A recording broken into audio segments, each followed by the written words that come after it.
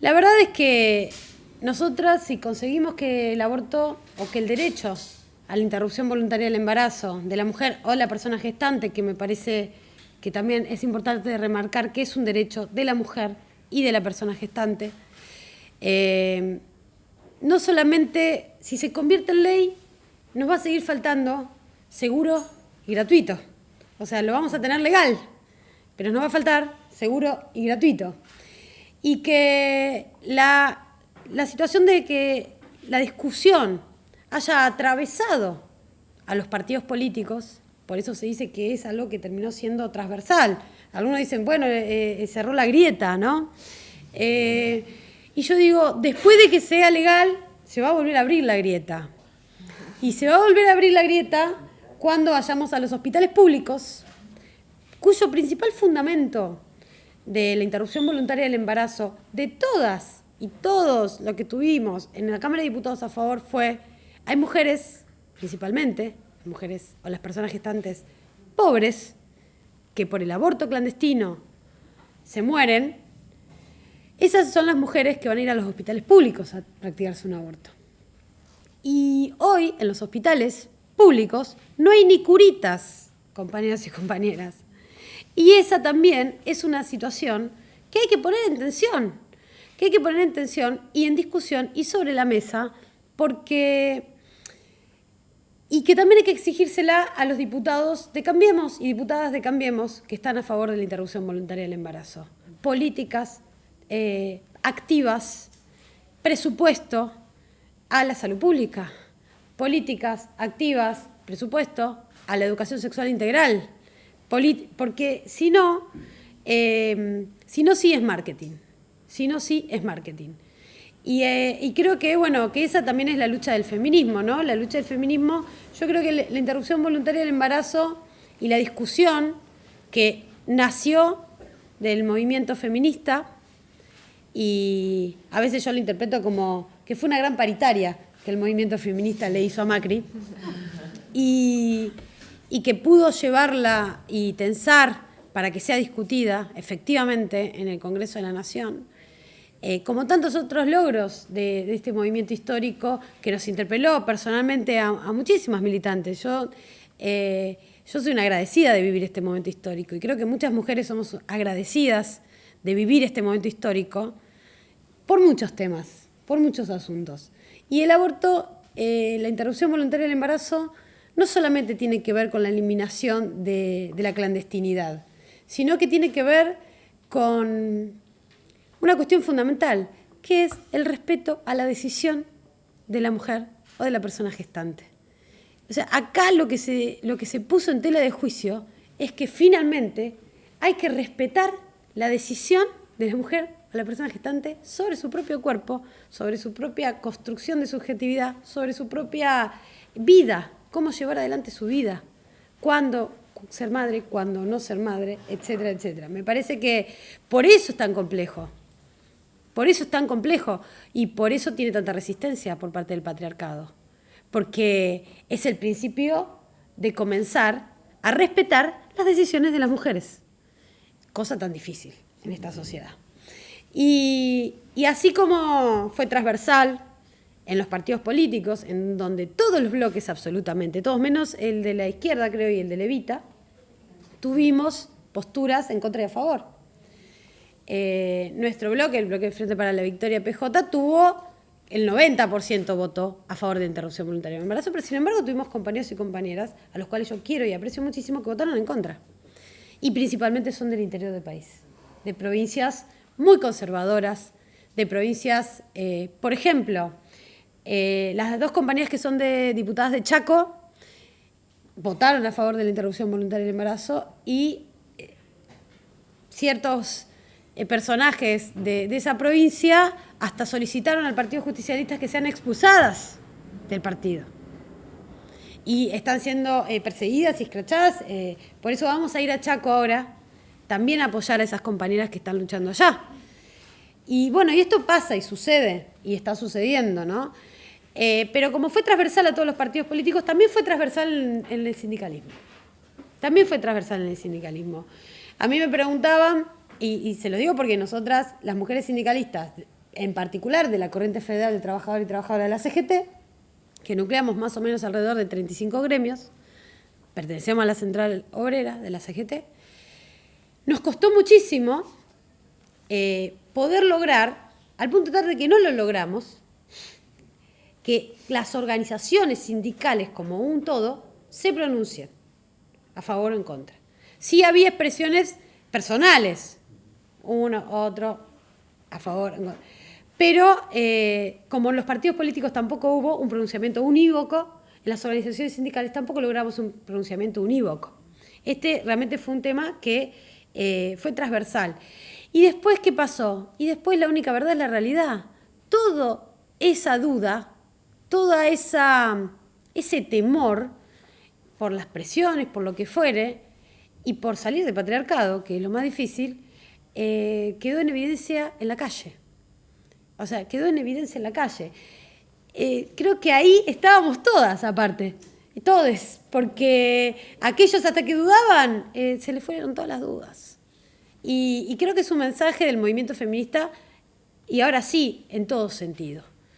En la estrategia del campo nacional y popular para resistir a las políticas del modelo económico de este gobierno, cuyas principales víctimas somos las mujeres, ni hablar del colectivo LGTBIQ, todo, ni hablar, cuyas principales víctimas somos las mujeres. La estrategia del campo nacional y popular para resistir a esas políticas muchas veces es estar a la defensiva. Muchas veces es llegar después que nos despidieron, después de que nos sacaron algún derecho el convenio colectivo de trabajo, después de que cerraron la pequeña y mediana empresa, después de que hicieron la reforma previsional, o sea, es después. Y el movimiento feminista va a la ofensiva. Y creo que es una característica particular de este momento y que debe ser asimilada por el campo nacional y popular en su conjunto e imitada de ir a la ofensiva. Porque es en este gobierno, fíjense qué paradójico, ¿no? Donde se votó la paridad para los cargos legislativos. Fíjense qué paradójico que se está discutiendo la interrupción voluntaria del embarazo en este gobierno. Bueno, pero eso no tiene que ver con que es el señor presidente de la Nación, Mr. President Mauricio Macri, sea un feminista tardío. Tiene que ver con el impulso de la construcción transversal y de la construcción de abajo hacia arriba, que es el movimiento feminista, decidida totalmente a avanzar en derechos y a institucionalizarlos. Porque creo yo que eso es lo más sabio de este momento. Cada reivindicación, cada bandera termina convirtiéndose en un derecho que tiene un arraigo institucional, como es la paridad o como es... Hablo de este gobierno, ¿no? No estoy hablando de todos los derechos que bien enumeró acá el compañero. Entonces, me parece que hablando de institucionalizar los reclamos, las reivindicaciones, las banderas de las mujeres, también tenemos que ver de qué manera institucionalizamos la igualdad o la perspectiva de género en nuestras organizaciones sindicales. Y siempre nosotras damos una gran discusión. La primera discusión que damos es con el mundo laboral. ¿Cómo está compuesto lo que los economistas llaman, que a mí no me gusta decirlo así, pero para que se entienda, el mercado de trabajo? Y el mercado de trabajo hoy está dividido. Y que esa división es lo que provoca la brecha salarial, de la cual también se está discutiendo y se va a discutir ahora en el Congreso de la Nación. Está dividido entre las actividades laborales que realizamos las mujeres y las actividades laborales que realizan los varones. ¿Y qué lugar en la escala jerárquica de esas actividades ocupamos las mujeres? Y ahí aparece la que se denomina la segregación ocupacional. Nosotras las mujeres realizamos principalmente actividades laborales de servicios, salud, educación, trabajo en casas particulares, administración pública. En ese universo del trabajo, las mujeres somos entre el 60% y el 80%. En ese mundo laboral, los salarios son bajos. Un salario inicial docente hoy está por debajo de la línea de pobreza, por ejemplo. En el mundo de la docencia, donde el 80% son mujeres, por ejemplo en la provincia de Buenos Aires. ¿Y qué actividad? Y de esa bolsa de trabajo feminizado, por lo menos registrado, porque también si hablamos del trabajo feminizado, las mujeres, del 34% de trabajo no registrado que hay en la República Argentina, las mujeres somos el 80%. También somos las más precarizadas en ese sentido. De esa bolsa de trabajo, techo de cristal, muy pocas jefas, muy pocas gerentas, muy pocas directoras, muy pocas juezas, muy pocas ministras, etcétera, etcétera, etcétera. Muy pocos cargos jerárquicos.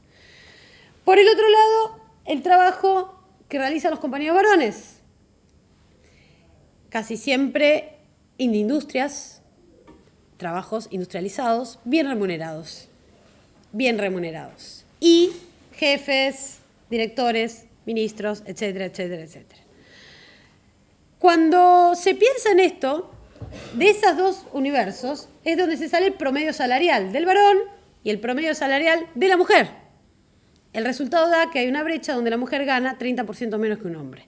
Yo esto siempre lo aclaro porque es falaz y mentiroso que el problema de la brecha salarial en la Argentina sea que hay un varón que realiza la misma tarea que una mujer y cobra más por ello.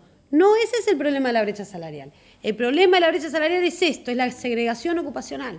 Por eso es complejo. Por ejemplo, cuando se discutió la ley 1420 en el debate parlamentario, se decía cuál iba a ser la compensación por enseñar. Y se resolvió que iba a ser un subsidio. No iba a ser un salario lo que se le iba a pagar a las maestras. ¿Por qué? Porque ya estaba el salario era el principal, el del hogar, el del varón. Entonces solamente se necesitaba una compensación por brindar un servicio público. El salario original de la maestra, de la trabajadora de la educación, no fue un salario, fue un subsidio. De ahí se arrastra a hoy un problema fundamental que afecta a la brecha salarial. Por eso cuando el presidente Macri dijo en la apertura de sesiones el 1 de marzo que le preocupaba la brecha salarial, yo tenía ganas de gritarle, entonces no le ponga techo a la paritaria docente, donde el 90% casi en la provincia de Buenos Aires son mujeres trabajadoras de la educación. Si sube el salario de las docentes, si sube el salario de las enfermeras, si sube el salario de las trabajadoras de casas particulares, eliminamos la brecha salarial. Si podemos ser las mujeres, juezas, ministras, directoras, CEOs, eliminamos la brecha salarial. Entonces, bueno, esta es una discusión importante que nosotras tenemos que dar, porque también después se traspola al sindicalismo y al movimiento obrero. Entonces, de repente, en el proyecto del gobierno, denominado hermosamente equidad de género en el mundo del trabajo, que después adentro dice otra cosa, se le da facultades al Ministerio de Trabajo, Empleo y Seguridad Social de la Nación de intervenir organizaciones sindicales, si las organizaciones sindicales no cumplen con el cupo femenino, de no homologar convenios colectivos de trabajo si no se representa la cuestión de género. Ahora bien, no hay una sola pena al empleador que discrimina a la mujer. No hay una sola pena, ni multa, ni absolutamente nada, a la patronal, que es la principal responsable de haber constituido un mundo laboral de estas características. También pesa esta responsabilidad sobre las organizaciones sindicales, pero de manera subsidiaria, no principal. La principal responsabilidad de tener un mercado de trabajo feminizado, masculinizado, como lo tenemos ahora, tiene que ver con la responsabilidad del Estado, que debe intervenir en la economía, y de las patronales. Por ejemplo, hoy con el incremento de la tecnología, los maquinistas de los trenes podrían ser tranquilamente mujeres y es digital manejar un ferrocarril. Hay leyes que prohíben que las mujeres trabajen en la industria química. Te doy un ejemplo. Leyes. Yo trabajo en una multinacional. El proceso de producción está absolutamente tecnificado y no es que mis compañeros hacen demasiado esfuerzo para mover un cilindro de un lado al otro porque hay una máquina para eso. No hay mujeres. Y yo le pregunté al gerente de recursos humanos, no hay mujeres, no hay personas trans, nada, ¿no? Solo varones cis. Le pregunté, ¿pero por qué? Y, no, bueno, porque capaz que se lastiman. No, y si se te lastima igual un varón que una mujer, digo. Si estás violando una ley, la estás violando de igual manera. No, bueno, en realidad porque habría que hacer otro vestuario. Esa es la respuesta del gerente de recursos humanos de una multinacional, Bueno, esa es la verdad. En industria. Eso es lo que sucede. Y ese es el problema vinculado precisamente a la realidad de la mujer trabajadora y que tiene que ver con la justicia social. En el cual nos vamos a realizar las mujeres plenamente en una sociedad con justicia social. Si no, no nos vamos a realizar, por más que tengamos todas las leyes igualitarias del mundo. No nos vamos a poder realizar. Y, por ejemplo, hay leyes que prohíben a la mujer trabajar en la industria química o manipular productos químicos, manipular productos alcohólicos. O sea, esto existe. O sea, la realidad que nosotras vivimos en el mundo laboral tiene que ver con un bagaje histórico de cómo el sistema patriarcal ha influenciado en el mundo del trabajo. La exigibilidad a las organizaciones sindicales para que respeten el cupo tiene que ser así. Tienen que respetar el cupo femenino. Actualmente es del 30%. Siempre y cuando en el universo de trabajadores y trabajadoras que esa organización debe representar haya un 30% de mujeres. Y está bien que así sea, porque si no, en la curtiembre, los que manejan los cueros, hay 2% de mujeres en toda la actividad laboral. ¿Por qué vos le vas a exigir al sindicato que tenga un 30% de mujeres si en la actividad laboral hay un 2%? Pondrías en tensión la verdadera representatividad. Ahora bien, el sindicato debe trabajar para que se incorporen mujeres al mundo del trabajo, a manejar las máquinas que son hoy tan simples de manejar por cualquiera en una curtiembre. Esta situación que estamos atravesando en el movimiento obrero de ataque por parte del gobierno, de mala prensa, que siempre tuvo mala prensa el sindicalismo, de deslegitimación, de persecución, de intervención sindical, tiene que ser objeto de mucha reflexión por parte de la dirigencia sindical.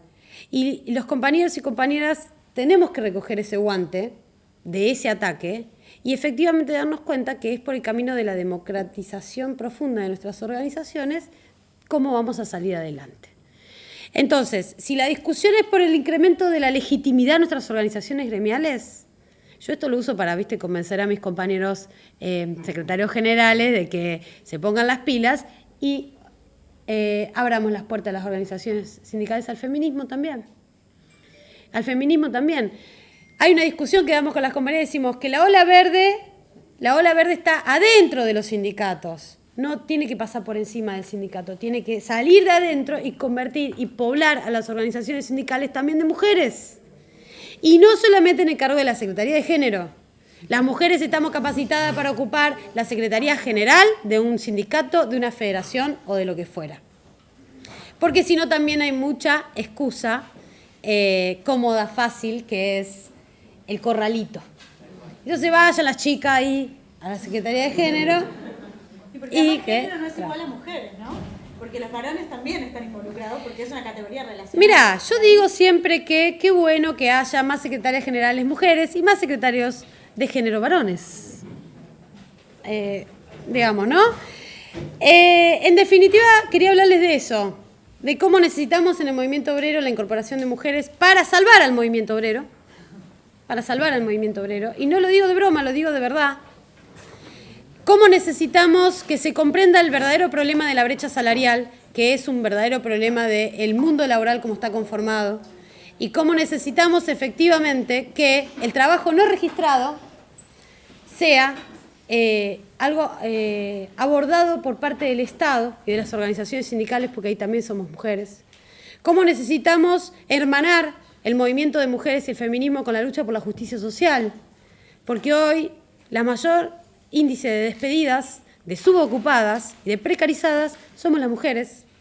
Y cómo necesitamos, es uno de los motivos por los cuales el movimiento feminista hoy está a la ofensiva también, Es uno de los motivos ese también.